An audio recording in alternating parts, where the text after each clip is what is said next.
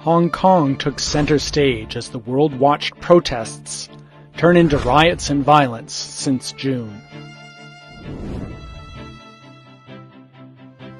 What the media showed and what the world saw were peaceful protests and rallies.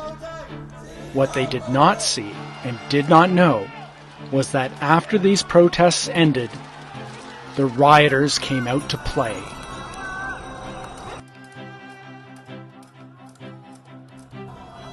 A few hundred troublemakers, dressed in black, would emerge unleashing organized and destructive violence.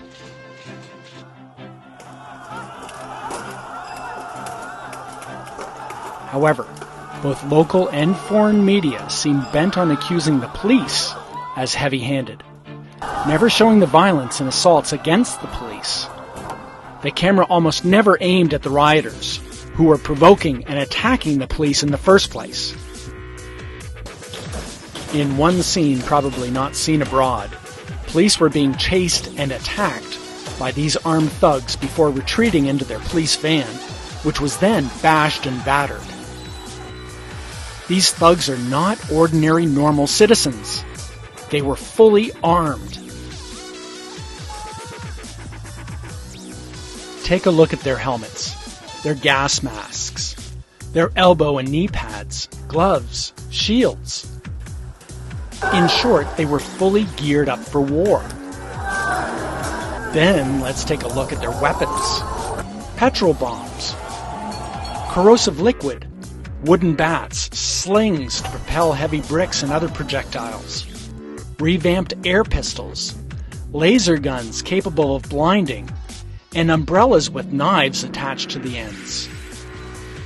One police was pierced by such an umbrella knife in the back, and the gash and bleeding were horrific.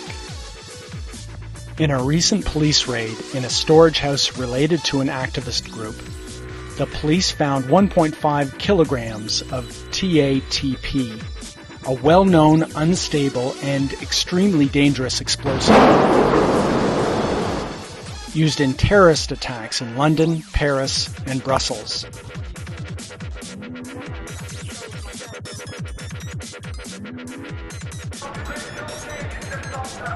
These are thus not lawful, peaceful protesters. They are not even lawless criminals. They are terrorists, pure and simple. The foreign media, politicians, and community continued to point an accusing finger at our police force, without knowing the terrorism we have to face on a daily basis. Their numbers were small, only in the hundreds, sometimes even less, and each time affecting only a small area.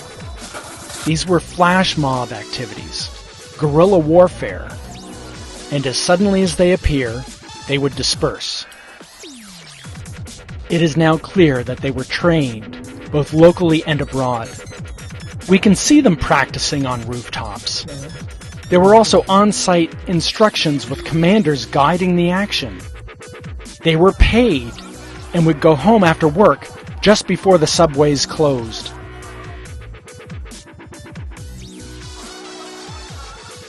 Abundant financial support was apparent, as $500,000 Hong Kong dollars in cash was found under the bed of a rioter, and the unending supply of equipment and weapons left at riot scenes. Can we ask, who are the financiers, the paymasters? Is there a foreign intervention? Why are the foreign and local media so biased? Who stands to benefit most from our situation, politically, economically, or otherwise? We want to know the answer, and we want to say no to violence and terrorism. Let's restore peace and harmony to the beautiful city we call home.